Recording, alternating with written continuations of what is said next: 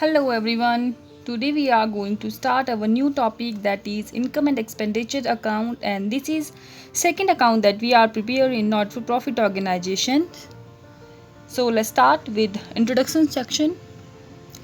जैसा कि मैंने आपको अपनी फर्स्ट वीडियो में बताया था कि नॉट फॉर प्रॉफिट ऑर्गेनाइजेशन में मेनली 3 अकाउंट्स प्रिपेयर किए जाते हैं, जिसमें से फर्स्ट था रिसिप्ट एंड पेमेंट अकाउंट। उसके हमने कुछ क्वेश्चंस जो हमारी बुक में, जो हमारे सिलेबस में है, वो हमने कर दिए हैं। सेकंड अकाउंट है इनकम एंड एक्सपेंडिचर अकाउंट, जिसके बारे में हम आज थोड़ा सा इंट्रोडक्शन लेंगे। जो उसका मेन कंटेंट है इनकम एंड एक्सपेंडिचर अकाउंट का, वो मैं आपको बताऊँगी। So income and expenditure account similar as profit and loss account that we have prepared in profit seeking organizations.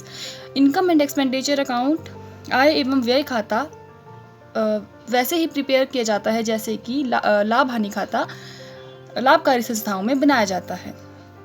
And it is a nominal account. यह एक nominal account है।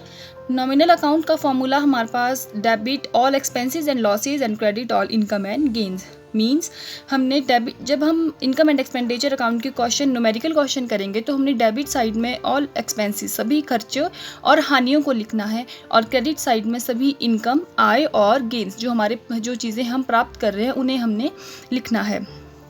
Only revenue receipt and payment are recorded.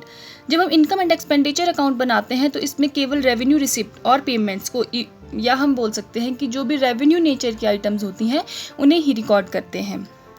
Capital nature की जितनी भी items होती हैं उन्हें हम इसमें टोटली इग्नोर करते हैं, या हम बोल सकते हैं कि हम उन्हें इसमें लेते ही नहीं हैं इनकम एंड एक्सपेंडिचर अकाउंट में। और रही बात रिसिप्ट एंड पेमेंट अकाउंट की, तो वहाँ पर हम रेवेन्यू नेचर की और कैपिटल नेचर की दोनों आइटम्स को रिकॉर्ड करते हैं। Third one is opening and closing balance are not recorded in the account. जैसे कि हमने रिसिप्ट एंड पेमेंट अकाउंट के क्वेश्चंस न्यूमेरिकल क्वेश्चन में किया, सबसे पहले हम ओपनिंग बैलेंस और लास्ट में क्लोजिंग बैलेंस कैलकुलेट करते हैं, और सबसे ऊपर हम स्टार्ट क्वेश्चन को ओपनिंग बैलेंस के साथ ही करते हैं जो हमारे पास कैश और बैंक बैलेंस के साथ अवेलेबल होता है। परंतु जब हम इनकम एंड एक्सपेंडिचर अकाउंट बनाते हैं तो हमारे पास इन ओपनिंग और क्लोजिंग बैलेंस हम इसमें रिकॉर्ड नहीं करते हैं, उन्हें हम टोटली एक्सक्लूड कर देते हैं। Next one is prepare to know the surpluses and deficit in the organisation. जो हमारा इनकम एंड एक्सपेंडिचर अकाउंट है, इसे बनाया जाता है सरप्लस और डेफिसिट को निकालने के लिए।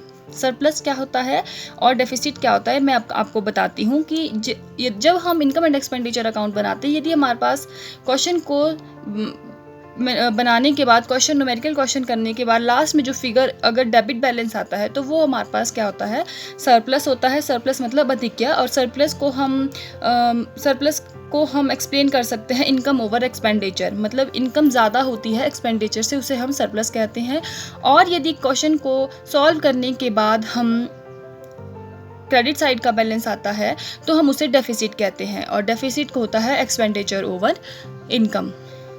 हाँ, मतलब खर्चों का आय पर अधिक, मतलब खर्चे ज़्यादा होते हैं और इनकम उसमें कम होती है, तो वो ऑर्गेनाइजेशन का डेफिसिट कहलाता है। और इनकम एंड एक्सपेंडिचर बनाने का मेन मोटिव क्या है, डेफिसिट और सरप्लस को कैलकुलेट करना ही होता है। So that's it for today, income and expenditure account. Thank you for watching.